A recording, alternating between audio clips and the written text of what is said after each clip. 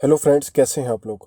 दोस्तों, आज हम आप लोगों को एक ऐसे मसीही पादरी की कहानी सुनाने जा रहे हैं जो पहले एक कातिल, अगवाकार, एक दहशतगर्द था, मगर इसकी ज़िंदगी में एक ऐसी तब्दीली आई कि वो एक कातिल, एक अगवाकार, एक मंशियात फरोश से एक रहम दिल पादरी बन गया जो लोगों की मदद करता है, बच्चों में खाना और कपड़े तकसीम करता है।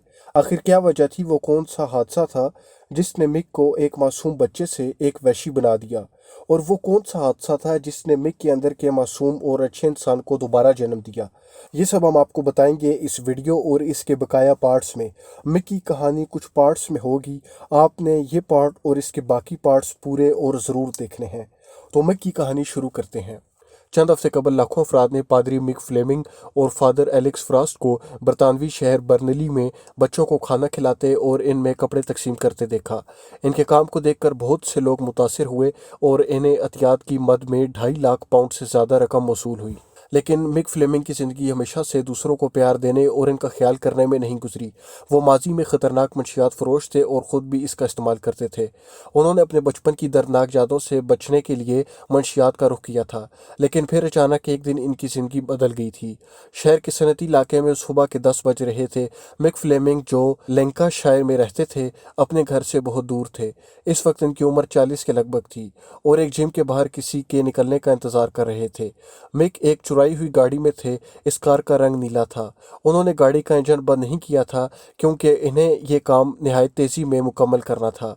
इस दिन सूरज नहीं निकला था। मुझे इस शख्स के आने जाने के औकात का पहले से ही पता था।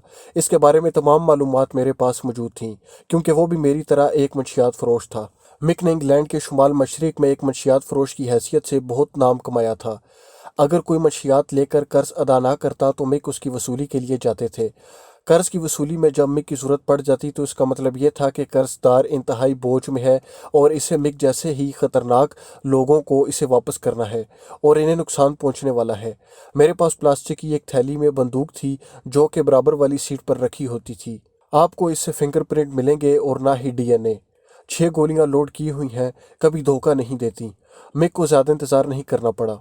मैंने देखा कि वो जिम से निकला है, लेकिन इस बार मामला कुछ अलग था। इसके साथ 2 छोटे बच्चे थे। 2 लड़कियां सुनहरे बाल और 5 बरस की उम्र के आसपास थीं। मैं गाड़ी से निकला और मैंने प्लास्टिक की थैली को अपने हाथ में लिया, लेकिन फिर मैंने बच्चों के चेहरे देखे, इनके सुनहरे बाल और मासूम चेहरे, और फिर मैंने इनमें से एक बच्ची के हाथ में रोशनी निकलती देखी जो कि इंतहाई सफ़ेद थी। 15 सेकंड के लिए मुझे कुछ नज़र नहीं आया। ऐसा लग रहा था कि जैसे सूरज की रोशनी की जानिब देख रहा हूँ। वो रोशनी इतनी ज़्यादा है कि मैं कुछ भी नहीं देख पा रहा। मिक नहीं जानते थे कि इस दिन इनके साथ क्या हुआ, लेकिन इस वाक़े के बाद इनकी ज़िंदगी हमेशा हमेशा के लिए बदल गई। मैं गिर गया और फिर बड़ी मुश्किल से अपनी गाड़ी तक वापस पहुंचा। मेरी हालत बहुत ख़राब थी। मैं कांप रहा था। पसीने के साथ साथ मेरे दिल की धड़कन भी बहुत तेज़ हो चुकी थी। मुझे अपनी नब्ज़ की रफ्तार अपने सर में महसूस हो रही थी। पता नहीं मेरे साथ क्या हो रहा था।